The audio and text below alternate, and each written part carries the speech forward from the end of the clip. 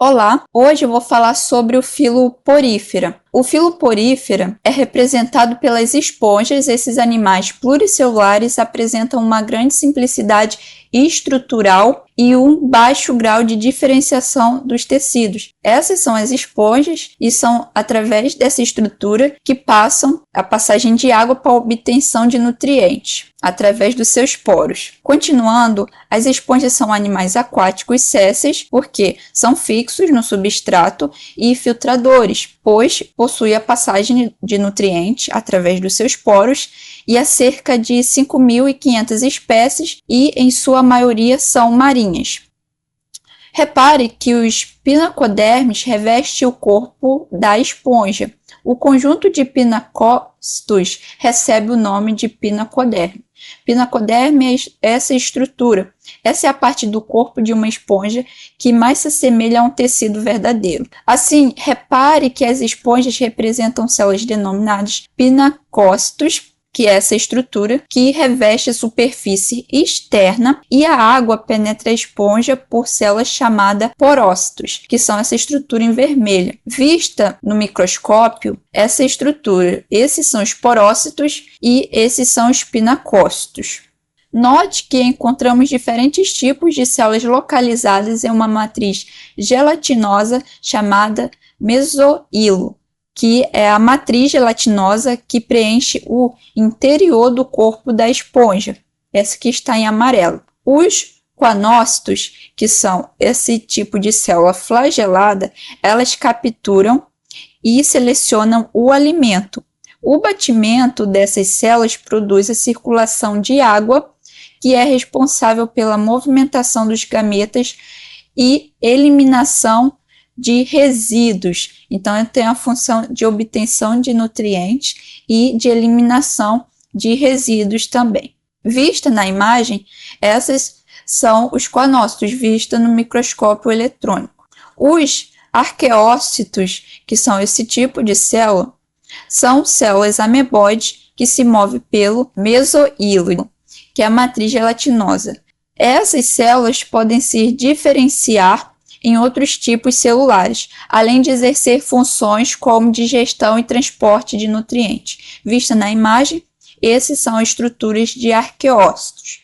Repare que encontramos ainda estruturas minerais chamadas espículas, que são ossículos minerais silicosos ou calcários de formas variadas. As espículas compõem o esqueleto das esponjas, junto com as fibras de espongina. Essas são sustentações e proteção da esponja. Tem a função de proteção e sustentação da esponja, as espículas. Dependendo do tipo de esponja, existem espículas silicosas e espículas calcárias. Os adultos das esponjas são sempre fixos. Repare que a esponja perfurante de cor laranja cresce sobre o coral. Podemos encontrar esponjas ligadas a rochas, conchas, corais e outros objetos submersos. Agora que falamos sobre o filo porífera, vamos explicar a estrutura do corpo do filo porífera. As esponjas têm o corpo constituído ao redor de um sistema aquífero de canais, que é semelhante ao sistema aquífero de um rio, que passa a água nesse sistema, e é exclusivo desse filo. O filo porífera apresenta 3 formas distintas, que são asconoide, ciconoide e leuconoide. Vamos ver a estrutura do asconoide. Note que essas esponjas apresentam um sistema aquífero simples. A água entra pelos poros e passa pelos pequenos canais até o átrio. Átrio é a cavidade interna da esponja, que também é denominada esponjocele, que se abre para o meio externo através de ósculo. Então, ósculo, que é a parte que é o meio externo, os pinacócitos, que é o revestimento da esponja, o átrio, que é onde passa a água, e o ósculo, que é a parte, o quê? É a parte externa, é onde sai toda a água que antes entrou pelos ósteos, que é a parte, a entrada da água. Essa é a entrada, os ósteos, e os ósculos é a saída, que passam pelo átrio.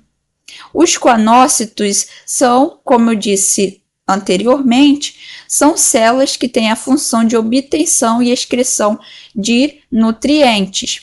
E as espículas, que têm a função de revestimento de sustentação do corpo. E os poros, onde passa a água. Outro sistema é o sinacoide. Nessas esponjas, dobramentos da parede do corpo formam um sistema de canais mais complexos, apresentam câmaras coanocitárias, que são canais de bolsas flageladas, que se comunicam com o átrio, abrindo-se para o meio externo pelos ósculos. Então, existe o átrio, que é onde passam as substâncias, o ósculo, que é a saída de nutrientes, os coanócitos, que estão revestidos de canais de câmeras coanocitárias, que tem a função de obtenção de nutrientes, e os pinacodermes, que tem a função de estruturação da parede do corpo, os ósteos, que é a função de entrada de nutrientes, e os ósculos é de saída. Lembra, os ósteos é de entrada e os ósculos é de saída. Espículas, que têm a função de sustentação do corpo, canais radiais, que passam as substâncias, e canais aferentes, que também passam a substância. Outro sistema, que é o mais complexo do que os sinacoides, é o leuconoide. Os leuconoides, nesse grupo, o sistema de canais flagelados é mais complexo, apresenta grande número de dobras da parede do corpo, da esponja. O átrio encontra-se reduzido a pequenos canais e apresentam vários ósculos. Então, existe o átrio, é a passagem do quê? De nutrientes. Tem os ósculos, que é para saída, os ósculos é para saída, os coanócitos, que são um conjunto de células flageladas que tem a função de obtenção de nutrientes, pinacoderme, que é a estrutura das esponjas, os ósteos, que é a passagem de nutrientes, vista na imagem, e as espículas, que é a função de proteção, de sustentação da esponja, e canais radiais, onde a água, os nutrientes passam e os coanócitos obtêm o nutriente. E o canal eferente também é para a passagem de água e de nutrientes. Agora vamos falar sobre a classificação do filo porífera. Os poríferos atuais são divididos em 3 classes: calcária, hexatinelida e desmopongia. Essa divisão é baseada na natureza química do esqueleto e na estrutura dos seus componentes. Vamos identificar a classe calcária. As esponjas calcárias possuem espículas, isto é, essa estrutura de carbonato de cálcio. Essas espículas podem ser simples ou possuir 3 ou 4 raios. Todas as espécies são marinhas. Vista outra espécie de calcário, outra espécie, essa estrutura da classe calcária. Repare que as espículas formam um pente em torno do ósculo. Essa estrutura. Outra é a hexatinelida. As esponjas de vidro têm o corpo cilíndrico ou em forma de funil.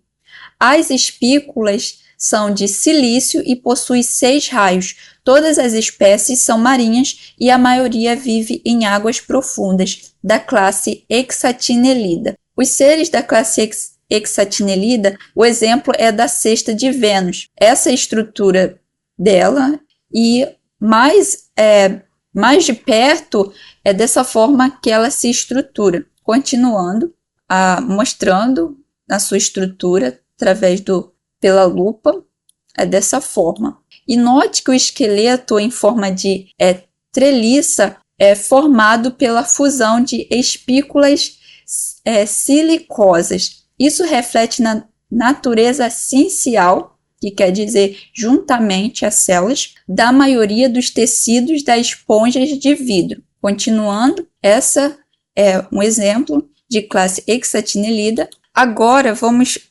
analisar a classe Desmopongia. O esqueleto das esponjas córneas é formado por espículas silícicas espongina, que é a rede proteica elástica, ou por ambas. Os membros da família Espongidae ocorrem na água doce. As demais famílias são marinhas. Outro exemplo da classe Demospongia, outra Demospongia, outro da classe.